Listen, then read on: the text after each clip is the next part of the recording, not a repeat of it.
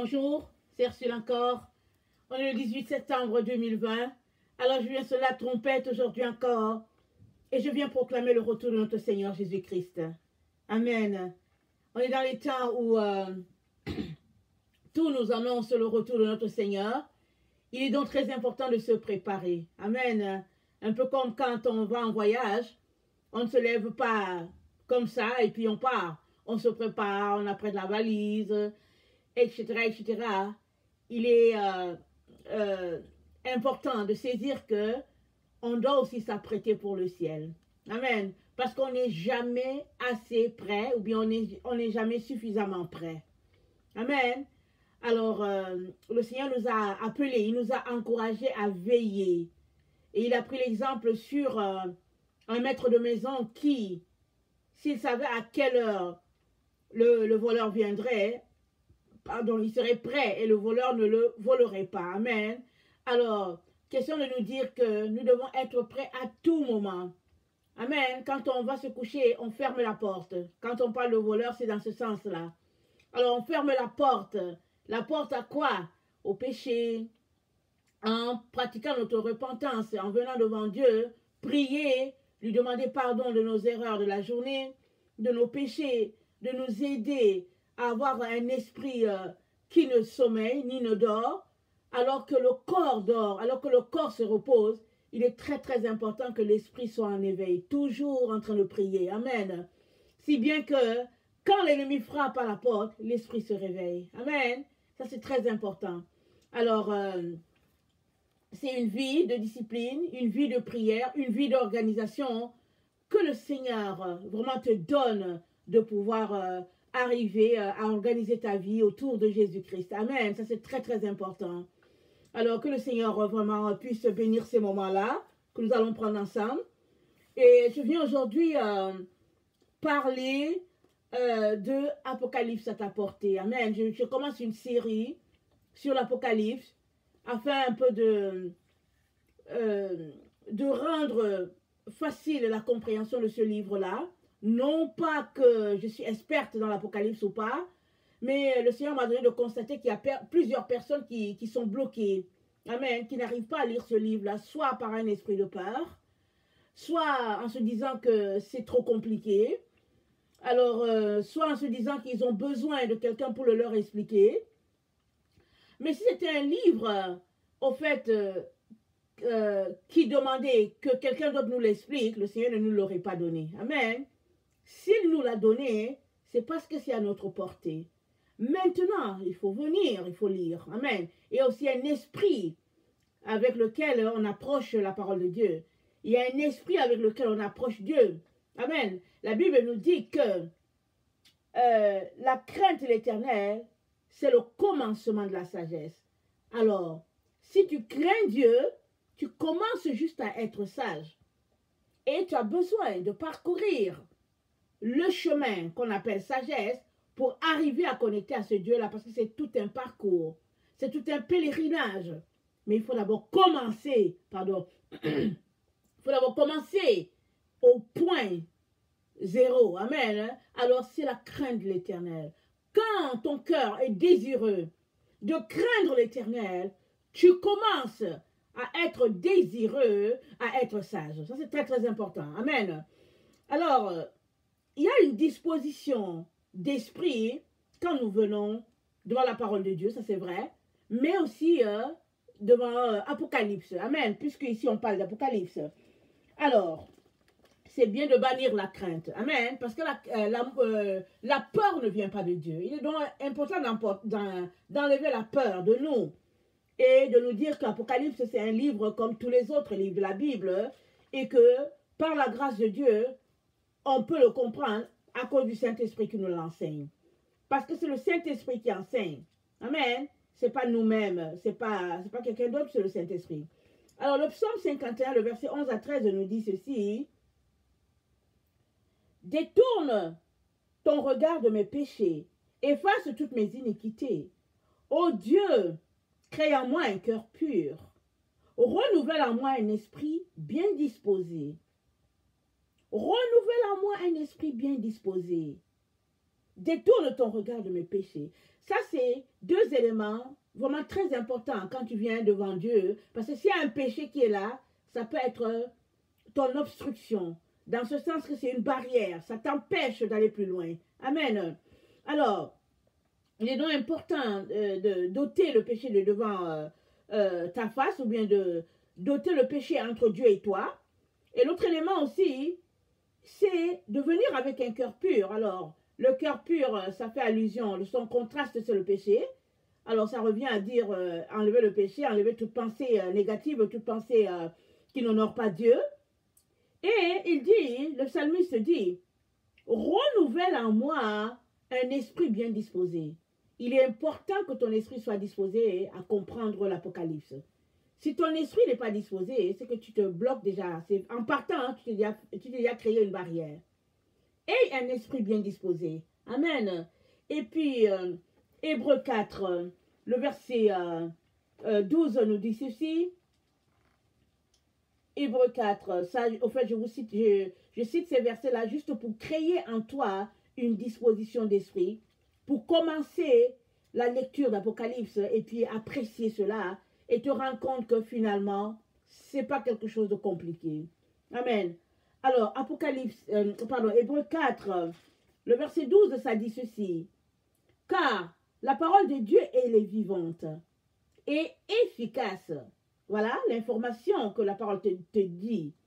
Elle est vivante. Donc, viens déjà, en sachant qu'Apocalypse, c'est un livre vivant. C'est un livre efficace. Et ça dit, plus tranchante qu'une épée, quelconque à deux tranchants. Pénétrante jusqu'à partager âme, esprit, jointure et moelle. Elle juge les sentiments et les pensées du cœur. Donc, la parole, elle fait la séparation entre ce qui est bien et ce qui n'est pas bien. La parole, elle a la capacité de séparer les sentiments, les pensées, les jointures, les moelles. Elle fait toute la séparation, mais c'est la parole de Dieu. Amen. Alors, quand tu viens avec cet esprit-là, en sachant que l'Apocalypse, qui est la parole de Dieu, a cette capacité-là de faire la séparation, tout ça, ça c'est très important. Amen. L'autre élément aussi, c'est Hébreux 11. Le verset 3, ça nous dit ceci, parlant de la foi. Amen. Ça dit, pour l'avoir possédé, les anciens ont obtenu un témoignage favorable. C'est par la foi que nous reconnaissons que le monde a été formé par la parole de Dieu, en sorte que ce qu'on voit n'a pas été fait des choses visibles. C'est par la foi qu'Abel offrit à Dieu un sacrifice plus excellent que celui de Caïn. C'est par elle qu'il fut déclaré juste, Dieu approuvant ses offrandes, et c'est par elle qu'il parle encore, quoique mort. Amen. Donc, par la foi, Hébreux 11 nous décrit ceux-là qui nous ont précédés. Ils ont tout fait par la foi. Même si parmi ce groupe-là, il y en a qui ne sont plus, ils sont encore vivants au milieu de nous. Amen. Comme l'apôtre Jean, qui nous a apporté l'Apocalypse, qui nous a apporté la révélation de ce qui va se passer en notre temps. Alors, tu acceptes ce qu'il a dit par la foi. Et tu réalises qu'il est vivant là, il est toujours en train de t'enseigner. C'est pour cela que dans Apocalypse 10, l'ange qui était avec Jean lui a dit, avale le livre, avale-le, il sera à ton palais comme du miel, mais au niveau de tes entrailles, ce sera de l'amertume. Et quand l'apôtre Jean a avalé le livre, l'ange lui a dit quoi? Il faut que tu prophétises encore. Amen.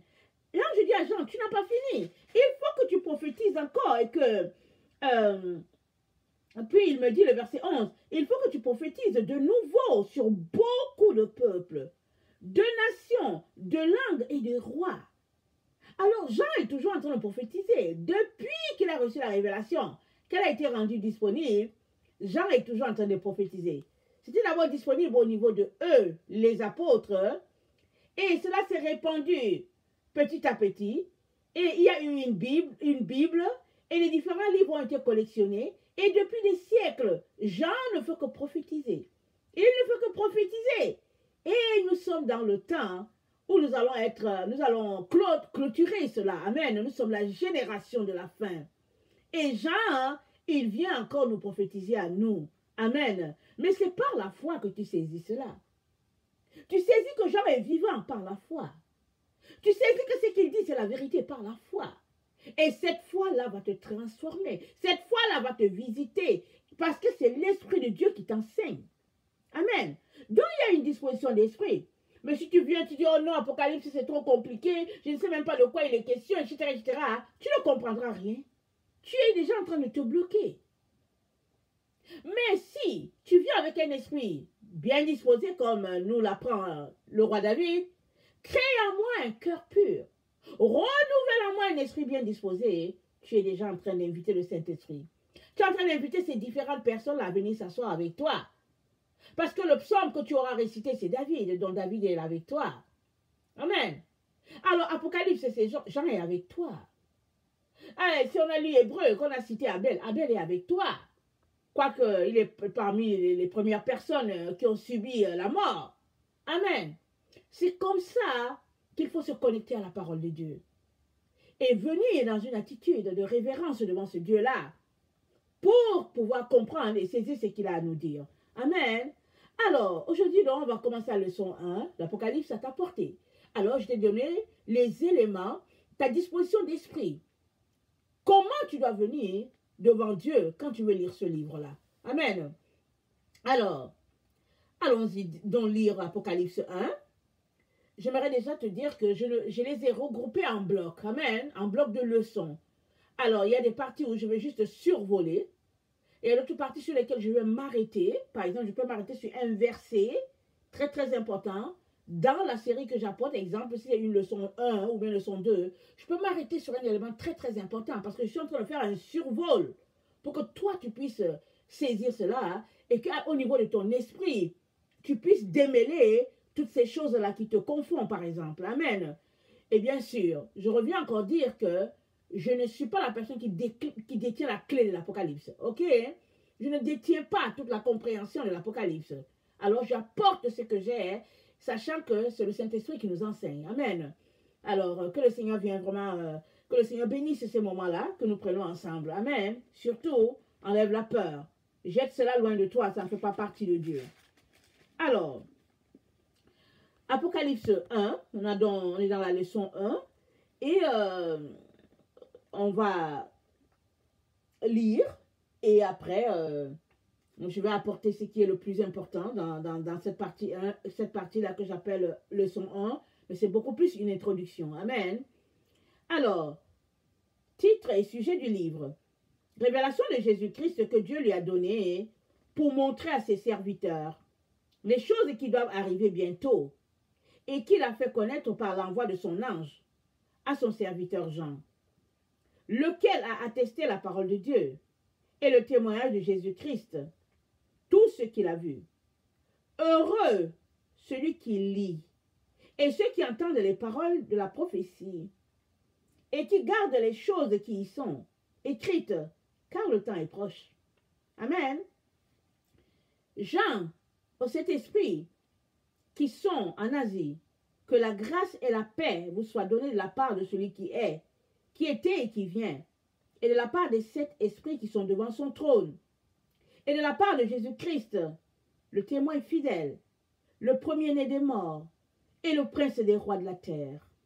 À celui qui nous aime, qui nous a délivrés de nos péchés par son sang, et qui a fait de nous un royaume de sacrificateurs, pour Dieu, son Père. À lui soit la gloire et la puissance au siècle des siècles. Voici, il vient avec les nuées, et tout œil le verra, même ceux qui l'ont percé. Et toutes les tribus de la terre se lamenteront à cause de lui. Oui, Amen. Je suis l'alpha et l'oméga, dit le Seigneur Dieu, celui qui est, qui était et qui vient, le Tout-Puissant. Moi, Jean, votre frère, qui est part avec vous à la tribulation et au royaume de la persévérance en Jésus, j'étais dans l'île appelée Patmos, à cause de la parole de Dieu et du témoignage de Jésus. Je fus ravi en esprit au jour du Seigneur, et j'entendis derrière moi une voix forte comme le son d'une trompette, qui disait, « Ce que tu vois, écris-le dans un livre et envoie-le au Saint-Esprit. À Éphèse, à Smyrne, à Pergame, à Thyatire, à Sardes, à Philadelphie et à Laodicée. » Je me retournai pour connaître quelle était la voix qui me parlait. Et après m'être retourné, je vis sept chandeliers d'or. Au milieu de sept chandeliers, quelqu'un qui ressemblait à un fils d'homme, vêtu d'une longue robe et ayant une ceinture d'or sur la poitrine. Sa tête et ses cheveux étaient blancs comme la laine blanche. Comme la laine, ses yeux étaient comme une flamme de feu. Ses pieds étaient semblables à des lérins ardents, comme s'il eût été embrasé dans une fournaise, et sa voix était comme le bruit de grandes eaux. Il y avait dans sa main droite 7 étoiles. De sa bouche sortait une épée aiguë à 2 tranchants, et son visage était comme le soleil lorsqu'il brille dans sa force. Quand je le vis, je tombai à ses pieds comme mort. Il posa sur moi sa main droite en disant, « Ne crains point, je suis le premier et le dernier, et le vivant. J'étais mort, et voici, je suis vivant au siècle des siècles. Je tiens les clés de la mort et du séjour des morts. Écris donc les choses que tu as vues, et celles qui sont, et celles qui doivent arriver après elles. Le mystère de cette étoile que tu as vue dans ma main droite, et de 7 chandeliers d'or. Les 7 étoiles sont les anges de cette église, et les 7 chandeliers sont les 7 églises. » Amen. Béni soit le Seigneur. Donc, on lit cette partie-là, c'est comme l'introduction. Amen. C'est en même temps le premier chapitre, c'est en même temps l'introduction d'Apocalypse. Et Jean nous situe. Déjà, en partant, on est ici en présence de 3 personnes. Il y a l'ange qui a été envoyé pour Jean. Il y a Jean lui-même. Il y a le Seigneur Jésus-Christ qui nous est décrit dans toute sa gloire. Amen. Alors, donc, le Seigneur s'annonce. Il nous dit, attendez, il nous dit qu'il est le témoin fidèle, le verset 5. Il est le premier-né des morts. Il est le prince des rois de la terre. Et, attendez, c'est Jean qui l'annonce, pardon. Jean l'annonce. Jean le décrit comme celui-là qui a 7 esprits. Il le décrit, comme je l'ai dit tantôt, le témoin fidèle, le premier-né des morts, le prince des rois de la terre. Et il nous donne une information poignante ici. Il nous dit que Jésus a fait de nous des sacrificateurs. Et chacun, au fait, Jésus, puisqu'il est mort, il est ressuscité, alors il est allé, il a lié la mort et il a fait de nous des sacrificateurs. Amen.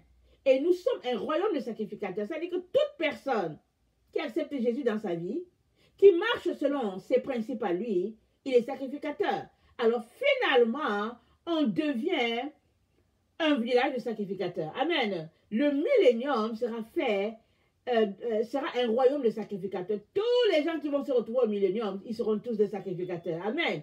Et Jésus a fait d'eux des sacrificateurs. Amen. Combien serons-nous? On ne sait pas, mais on a déjà une information. Apocalypse 14, le verset 1 à 5, nous dit que sur le mont Sion, on les a vus. Ils étaient 144 000. Amen. Et puis, c'est sur ceux qui ne sont jamais souillés avec des femmes. Parlant de femmes, on parle ici de doctrine. Amen. Pardon, amen. Alors, il y a déjà un groupe qui est décrit. Mais les 144 000 là, qui sont décrits là, ce n'est pas juste un chiffre, voilà, littéral qui est là et puis bon, il n'y a pas d'autres. Non. C'est 144 000. C'est aussi, ils auront réveillé aussi d'autres personnes. Donc, vraiment, ça sera un grand nombre. Amen. Hein? Alors, Dieu connaît le nombre de ceux-là qui seront rachetés de la terre dans ces moments où nous sommes là. Parce que, bon, la terre sera brûlée. J'espère qu'on le sait, que la terre, la première fois, elle a été anéantie par le déluge. Et puis, 8 personnes ont été sauvées. C'était Noé et puis toute sa famille. Et dans le temps où nous sommes, la terre sera détruite par le feu. Quand il suffit de lire Apocalypse, et on voit tout ce qui est décrit là-dedans. Amen. Mais il y a des gens qui seront sauvés. Amen. Que Dieu va arracher. Amen. Et puis, il y a aussi des gens qui ne connaîtront pas la mort, tel que décrit dans Thessaloniciens. Amen. Il est important donc de saisir tout cela et de réaliser que nous avons quelque chose à voir là-dedans, en ce sens que cela nous implique. Amen. Jésus a fait sa part. Là, sur la croix, il a dit, tout est accompli. il a dit, tout est fini, tout est accompli. Et Jésus a accompli. Amen. Pour que toi aussi et moi, nous puissions accomplir notre part. Amen. Alors Jésus a fini l'œuvre pour laquelle il est venu sur la terre, pour que toi et moi, nous puissions aussi finir l'œuvre que Dieu nous a confiée. Amen. Il a fait sa part. Il a fait ce qu'il était venu faire. Amen. Il est venu connecter l'humanité à Dieu. Et il a fait sa part. Et il a donné à chacun d'entre nous une part aussi à faire. Nous sommes appelés à... Nous sommes participants. Amen. Comme dit Pierre, nous sommes participants de la nature divine. Donc, nous avons des parts à jouer. Mais maintenant, il faut les découvrir. Amen. Donc, je vais regarder mes notes.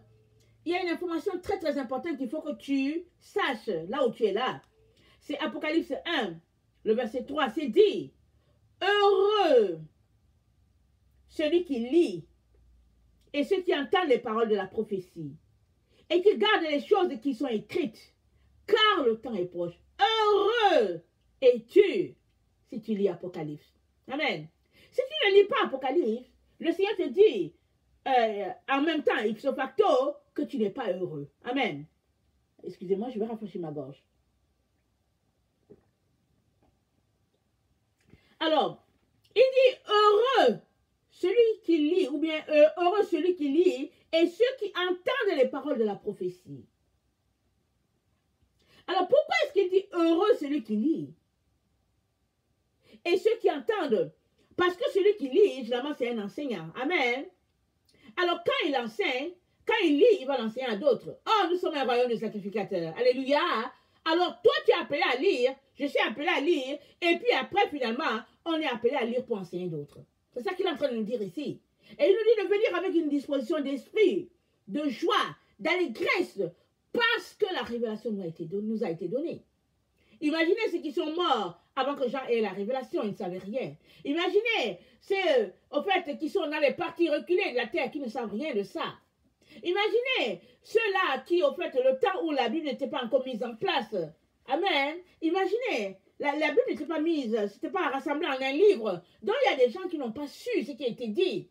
Il y a des gens qui ont entendu que oui, il paraîtrait qu'il y a un livre que l'apôtre Jean aurait laissé à quelque part. Les gens ont parlé peut-être du 10e, du 13e siècle. Il y a, parce que ce livre a été rassemblé depuis que l'imprimerie, il y a eu l'invention de l'imprimerie. Mais avant cela, ce n'était pas facile d'avoir la lecture de la Bible, parce que c'était écrit sur un parchemin. Alors c'était roulé, et puis c'était sur les papyrus, ces arbres-là qu'on trouve en Égypte. Ce n'était pas donné du tout, mes frères et mes sœurs. Et nous avons tout apporté. Et Jean dit, heureux la personne qui est en train de lire ce livre-là. Tu es heureux, toi qui le lis.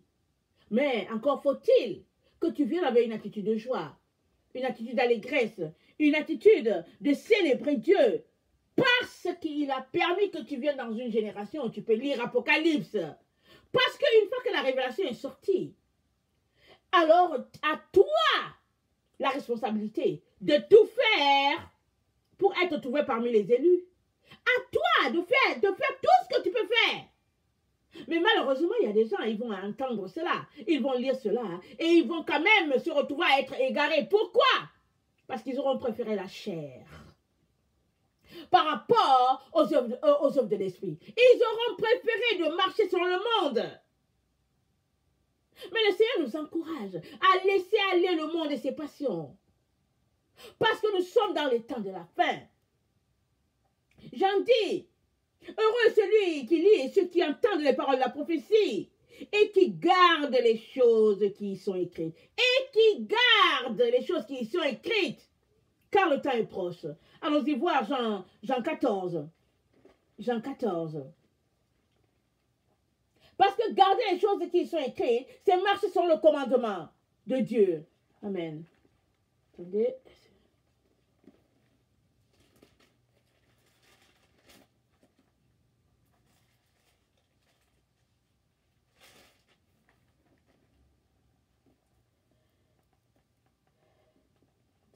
Attendez.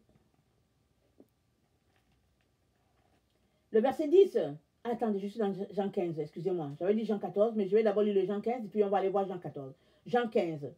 Si vous gardez mes commandements, vous demeurez dans mon amour.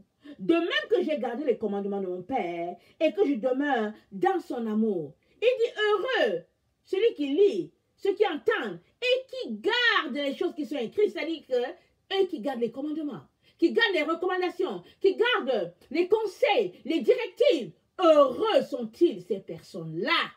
Amen. Attendez.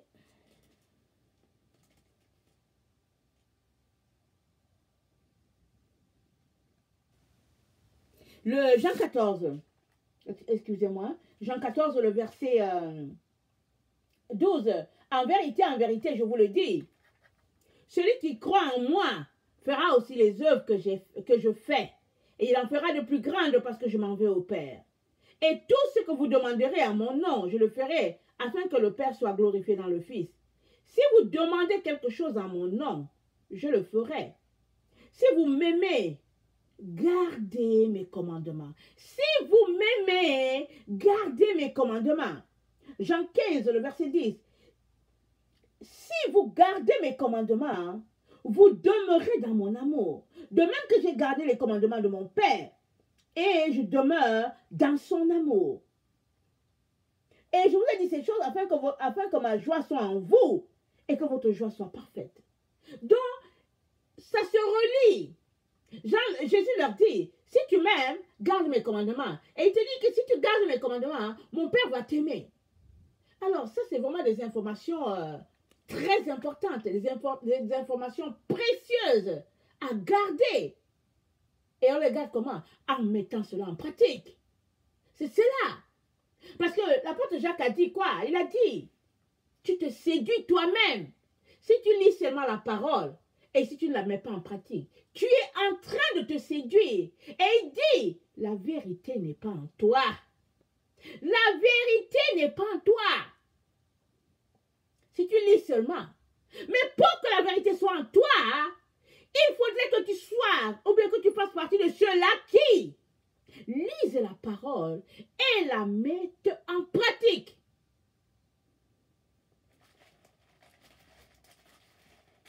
Excusez-moi.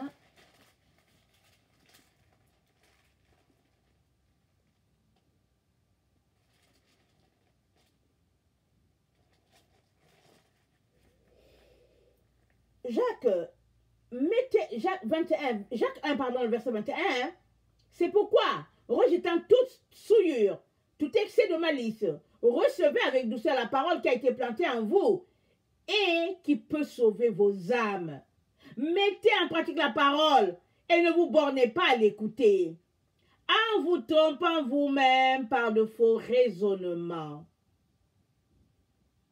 Car si quelqu'un écoute la parole et ne la met pas en pratique, il est semblable à un homme qui regarde, qui regarde dans un miroir son visage naturel et qui, après s'être regardé, s'en va et oublie aussitôt quel il était.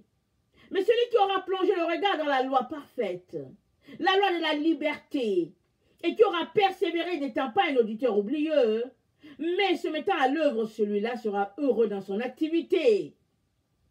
Si quelqu'un croit être religieux, sans tenir sa langue en bride, mais en trompant son cœur, la religion de cet homme est vaine. Amen. Alors, Jacques nous appelle à ne pas nous séduire nous-mêmes, mais à mettre la parole en pratique. Et c'est comme ça qu'on sera heureux dans nos activités. On sera heureuse dans nos activités. Amen. Alors, et mettre la parole en pratique, ça nous rend sages. Amen. C'est le même Jacques encore qui nous donne un conseil, qui nous dit, Jacques 3, le verset 13, ça nous dit ceci. Lequel d'entre vous est sage et intelligent, qu'il montre ses œuvres par une bonne conduite, avec la douceur de la sagesse. Mais si vous avez dans le cœur un zèle amer, un esprit de dispute, ne vous glorifiez pas et ne mentez pas contre la vérité. Cette sagesse n'est point celle qui vient d'en haut, mais elle est terrestre, charnelle et diabolique. Car là où il y a un zèle amer et un esprit de dispute, il y a du désordre et toutes sortes de mauvaises actions. La sagesse d'en haut est premièrement pure, ensuite pacifique, modérée, conciliante, pleine de miséricorde, et le bon fruit exempte de duplicité et d'hypocrisie. Le fruit de la justice est semé dans la paix pour ceux qui cherchent la paix. Amen. Amen. La sagesse est disponible si toi tu penses que tu en manques. Amen. Et nous n'aurons jamais assez de la sagesse divine. Il est très important de la chercher. Parce qu'il y a la sagesse qui est mondaine, comme telle que nous venons de le lire. Il y a la sagesse qui est divine. Amen. Et la sagesse divine, nous la trouvons dans Proverbe 8. Amen. Et elle est venue établir son règne dans Jacob, amen, en Israël, amen. Et elle dit dans Siracide que ça c'est la part que Dieu lui a donnée. Siracide 24, amen. Siracide 24, amen. Je vous conseille de taper ça en ligne, amen, sur Internet. Alors tapez Siracide chapitre 24 et vous allez lire ce que sagesse dit d'elle. Elle dit que la part qui lui a été donnée, la part, le lot qui lui a été donné, alors c'était devenu de s'établir en Jacob, amen. Et nous savons tous que nous avons la Bible par les Juifs. Amen. C'est par là, c'est parti de là, de la descendance d'Abraham. Amen. Alors, si toi, tu es quelqu'un qui déteste les Juifs, il y a un problème. Tu ne peux pas détester les Juifs en même temps lire la parole de Dieu. Tu ne peux pas détester les Juifs en même temps réclamer que Dieu est ton Père. Ce n'est pas possible. Parce qu'il a choisi une personne. Amen. La personne d'Abraham. Et il l'a multipliée. Et à travers lui, nous avons été bénis. Et c'est encore à travers Abraham que, au fait, Jésus est venu, parce que quand les disciples lui disaient que, bon, au fait, nous sommes d'Abraham, mais toi et tout ça, Jésus leur a dit, mais avant qu'Abraham soit, je fus. Alors, c'était un scandale pour eux. Mais Jésus est en train de leur dire, je suis Dieu moi-même. Au fait, j'ai vu tout cela. Alors, il est donc important qu'on comprenne que tout se tient, tout se recoupe. Amen. Si tu veux comprendre l'Apocalypse, non seulement ton attitude, est très important, ta disposition d'esprit quand tu viens, mais aussi tes sentiments vis-à-vis du peuple par lequel Dieu a fait passer sa parole. C'est très important. Non pas seulement le peuple juif, mais aussi envers tes frères et tes sœurs. Comment, recherches-tu ce Dieu-là? Le recherches-tu dans un esprit de dispute, dans un zèle amer, dans un mépris? Alors tu n'auras pas ce que tu veux. Mais si tu viens dans un esprit pour comprendre, amen, nous sommes dans les temps de la fin. Et Dieu ne veut que t'aider à comprendre afin que tu puisses sauver ton âme de tout ce qui est sur le point d'arriver sur la terre. Amen. Amen. Et attendez, il faut que je perde mon cahier. Aussi, Apocalypse 22, le verset 7. Évidemment, nous sommes à Apocalypse 1. Amen. Nous sommes dans la leçon 1. Amen. Mais je vais vous faire lire quelque chose. Amen. Parce qu'il faut que je vous situe, que je vous donne comment avoir un esprit disposé. Pourquoi l'avoir? Pour pouvoir comprendre, amen, ce que Dieu a à nous dire dans l'Apocalypse. Tant il est vrai que l'Apocalypse, c'est la révélation. Ça dit que la Bible dit quoi? Elle dit que les choses cachées sont à l'Éternel. Mais les choses révélées sont à nous et à nos enfants afin que nous puissions les pratiquer. Apocalypse a été révélé pour que toi et moi nous puissions le pratiquer. Alors comprenons cela. Au lieu de perdre notre temps devant la télévision, en train d'envoyer des chats à toutes les minutes sur le cellulaire, il est important qu'on prenne le temps pour chercher ce Dieu-là. Tu sais quoi? Apocalypse là, c'est le livre de la fin. Et ça va t'aider à connecter à ce Dieu-là. Amen. Il faudra un jour que je te donne une leçon sur le cellulaire. Amen. Parce que ça a été créé là pour de te détourner de Dieu. Regarde le rythme auquel tu envoies des chats aux gens, surtout si tu es jeune. Regarde le rythme. Tu n'as pas la capacité de te connecter à ton Dieu. Alors, on a l'impression qu'on est occupé, alors quelqu'un nous envoie un mot, on répond tout de suite et tout ça. Mais c'est terrible. C'est terrible, c'est de l'esclavage. C'est de l'esclavage. Parce que tu n'as plus la mémoire tranquille pour penser à ce Dieu-là, lui dire combien tu l'aimes, et puis etc. Parce que le Saint-Esprit, c'est lui qui est en toi, c'est le Saint-Esprit qui te connecte à Dieu. Alors, le diable a inventé le cellulaire, et puis il vient brouiller ta relation avec Dieu à travers le cellulaire, et puis c'est cette histoire de chat là. Cette histoire de texto. Et puis on a l'impression qu'on est à la mode, etc. Et puis bon, voilà. Et je te dis une chose, je n'ai pas de cellulaire, et je n'ai pas l'intention d'en avoir, et je suis la personne la plus heureuse de la terre. Donc, je n'ai pas le temps pour ça. Moi, je ne veux rien qui va venir déranger ma relation avec mon Seigneur et puis mon Dieu. Non, non, non, merci. Alors, donc, tu peux aussi choisir. Mais si tu veux avoir un cellulaire, c'est ton choix. Tout ça, c'est ton choix. Tu peux organiser ton temps de manière à ce que il y a des heures où tu vas regarder sur le cellulaire, comme quand tu vas prendre tes messages sur ton ordinateur ou bien sur ta tablette. Amen. J'ai des ordinateurs, j'ai des tablettes et tout, mais je ne suis pas tout le temps sur ma tablette. J'y vais pour faire mes recherches. Amen. Je fais mes recherches en ligne pour venir enseigner. Et puis après, ben voilà, c'est tout. Il y a même des jours où je peux faire 2-3 jours et puis je me rends compte, oh, il faut que je réponde à tel message parce que je n'ai jamais répondu. Mais maintenant, si tu as le cellulaire en main, c'est à portée, tu peux l'attraper sur ta paume de main, et puis partout où tu passes, le cellulaire est là, tu es devenu esclave de ce cellulaire-là. Et puis ce cellulaire-là, qui n'est autre que le diable, c'est en train de te voler ton identité, ta relation avec ton Dieu. C'est en train de tout te voler. Amen. Alors, pas étonnant qu'il y ait quelque chose à voir avec le signe de la bête et le cellulaire. Amen. C'était une information pour toi. Amen. C'était une parenthèse. Amen. Donc voilà, allons-y regarder Apocalypse 22, le verset 7.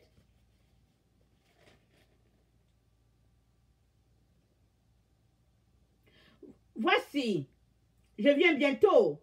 Heureux celui qui garde les paroles de la prophétie de ce livre. Amen. On retourne à Apocalypse 1. Il nous dit, Apocalypse 1, attendez, il faut que je le lise exactement. Apocalypse 1, oh, attendez, j'ai dépassé la page, ok.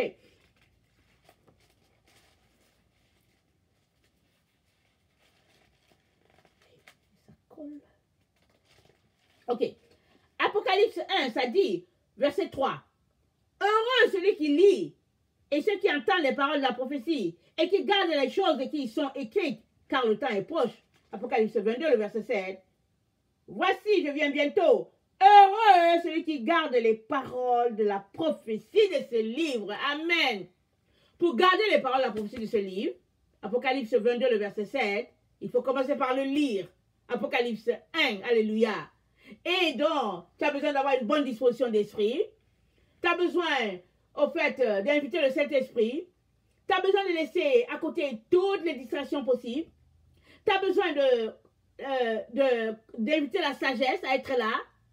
Tu as besoin, de marcher par la foi, connecté à ceux-là qui t'ont précédé ont fait, à savoir Abel, Abraham, les apôtres, Jean, Jacques, tout ça. Tu as besoin de rassembler tout cela en un seul morceau, là, à l'endroit où tu es, dans la présence de ton Dieu, le louer, le célébrer et être content du fait qu'il a mis des personnes sur la terre pour rassembler le livre là et pour te le donner. Tu as besoin de le célébrer, s'il te plaît. Et te réjouir et chanter des louanges. Si tu sais jouer au piano, joue à la guitare, envoie tes cymbales, tape des mains, tape les tambours, joue le tam-tam, au djembé. Célèbre Dieu du fait que, alléluia, il t'a donné ce livre-là. Célèbre-le. On est arrêté pour dire que oui, et puis la Bible, en fait, elle n'est pas totalement vraie, et puis et puis Prends ce qui est dedans, lis-la complètement, et le Seigneur te dira dans tes lectures que ici, là, il ne faut pas le comprendre comme ça, il faut plutôt le comprendre plutôt ainsi. Amen. Parce que les 66 livres, ce ne sont pas les seuls livres de la Bible. Ils nous ont coupé les parties qu'ils savaient qu'on allait vite connecter, ils ont coupé. Mais ça change quoi? Ça change quoi? Si tu cherches vraiment Dieu, lis d'abord les 66 là. Lis-les bien. Quand il va voir que tu as bien lu là, il va te dire, va chercher à tel endroit, viens ajouter. Amen. Mais ne reste pas en disant que oui, après tout, et puis etc., ça fait comme si ça fait cela, et puis finalement, non seulement tu ne lis pas celui-là que tu as, le 66, et puis aussi, tu n'auras pas accès aussi à l'autre. Alors finalement, c'est qui le perdant? C'est toi. Amen. Excusez-moi, je vais boire un peu de liquide.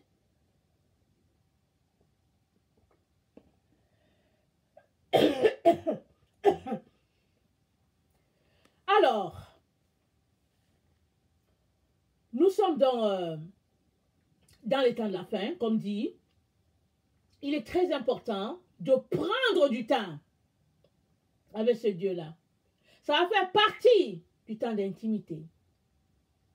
Et on va se retrouver, si on le fait fréquemment, à être compté parmi les 5 sages. Amen. Alors que si on ne lit pas du tout, qu'on trouve des raisons farfelues, on se retrouvera à faire partie des 5 folles. Qu'est-ce qu'elle faisait? Ne me demandez pas. Toujours est-il que, quand on a crié voici l'époux, que toutes elles se sont réveillées, les folles se sont rendues compte qu'au fait, elles ont manqué quelque chose. Alors tu peux être folle ou bien fou par ton attitude, par ta pensée, par tout ce que tu es en train de poser comme action. Évidemment, tu es aussi sage par les actions que tu poses. Je viens t'encourager en ce jour à être sage, à rechercher la crainte de Dieu. C'est là que la sagesse commence. Crie à lui, il t'aidera. Des personnes comme moi, on va juste t'apporter une petite clarté par-ci par-là.